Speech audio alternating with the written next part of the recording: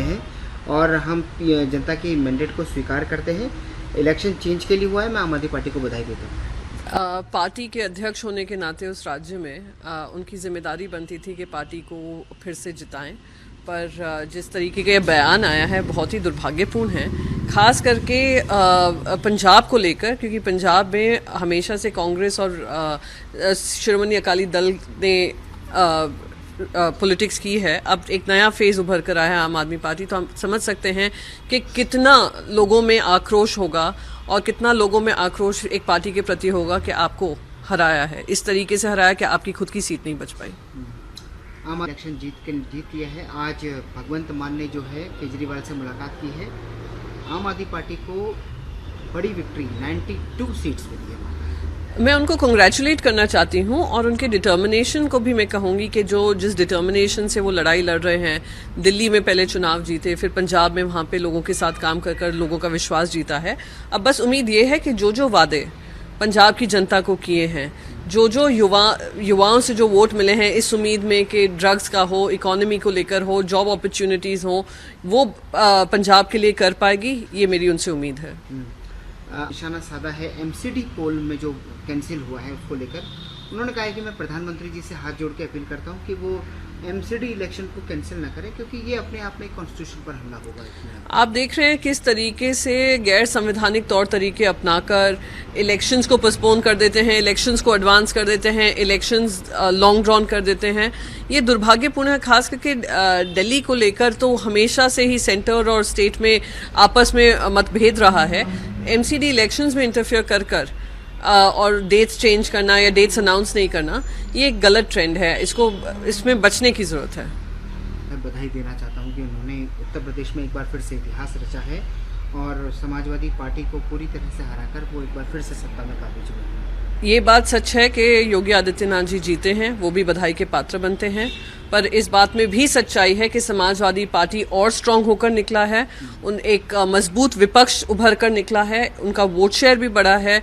तो लड़ाई सबको पता थी कि बहुत ही टफ होने वाली है, पर विपक्ष, एक मजबूत विपक्ष होना भी बहुत ज़रूरी था, जिसका मैं उम्मीद करती हूँ समाजवादी पार्टी वो धर्म निभाएगी। और हम जनता की मैंडेट को स्वीकार करते हैं। इलेक्शन चेंज के लिए हुआ है। मैं आम आदमी पार्टी को बधाई देता हूँ। पार्टी के अध्यक्ष होने के नाते उस राज्य में उनकी जिम्मेदारी बनती थी कि पार्टी को फिर से जिताएं, पर जिस तरीके का ये बयान आया है बहुत ही दुर्भाग्यपूर्ण है, खास करके पंजाब को लेकर, क्योंकि पंजाब में हमेशा से कांग्रेस और शिरोमणि अकाली दल ने पॉलिटिक्स की है। अब एक नया फेज़ उभर कर आया है आम आदमी पार्टी, तो हम समझ सकते हैं कि कितना लोगों में आक्रोश होगा और कितना लोगों में आक्रोश एक पार्टी के प्रति होगा कि आपको हराया है, इस तरीके से हराया कि आपकी खुद की सीट नहीं बच पाई।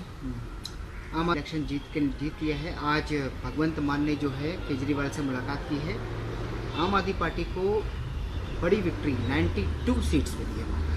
मैं उनको कंग्रेचुलेट करना चाहती हूँ और उनके डिटर्मिनेशन को भी मैं कहूँगी कि जो जिस डिटर्मिनेशन से वो लड़ाई लड़ रहे हैं, दिल्ली में पहले चुनाव जीते, फिर पंजाब में वहाँ पे लोगों के साथ काम कर कर लोगों का विश्वास जीता है।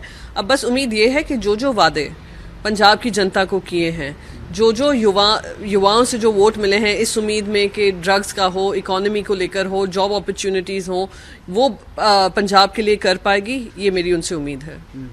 निशाना साधा है एमसीडी पोल में जो कैंसिल हुआ है उसको लेकर उन्होंने कहा है कि मैं प्रधानमंत्री जी से हाथ जोड़ के अपील करता हूं कि वो एमसीडी इलेक्शन को कैंसिल ना करें, क्योंकि ये अपने आप में कॉन्स्टिट्यूशन पर हमला होगा। आप देख रहे हैं किस तरीके से गैर संवैधानिक तौर तरीके अपनाकर इलेक्शंस को पोस्टपोन कर देते हैं, इलेक्शंस को एडवांस कर देते हैं, इलेक्शंस लॉन्ग ड्रॉन कर देते हैं।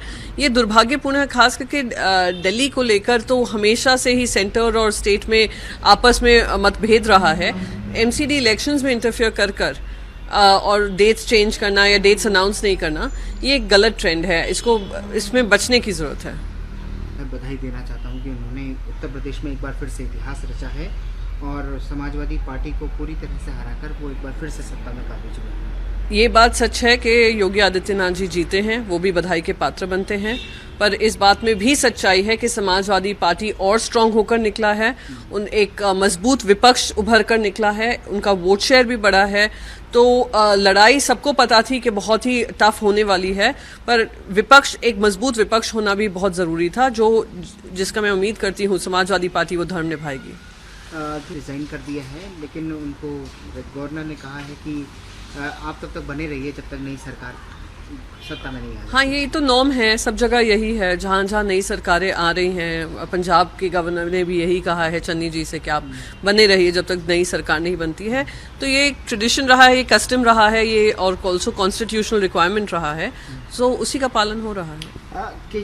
और उन्होंने कहा है कि केजरीवाल साहब, आपने कहा था कि आप एमसीडी को 20% वो देंगे, पैसा देंगे, लेकिन आपने पूरे इतने लंबे समय में तकरीबन 7 से 8% ही पैसा दिया है, तो वादा आपने पूरा निभाया भी नहीं। तो वो लड़ाई लड़े ना, एमसीडी में लड़ाई लड़कर देख लें कौन सच बोल रहा है कौन झूठ बोल रहा है। मीनाक्षी लेखी जी, ये 20% 7% के आंकड़े में क्यों पड़ रही है? अगर उनके साथ गलत हुआ है या एमसीडी के साथ गलत हुआ है तो चुनाव के नतीजे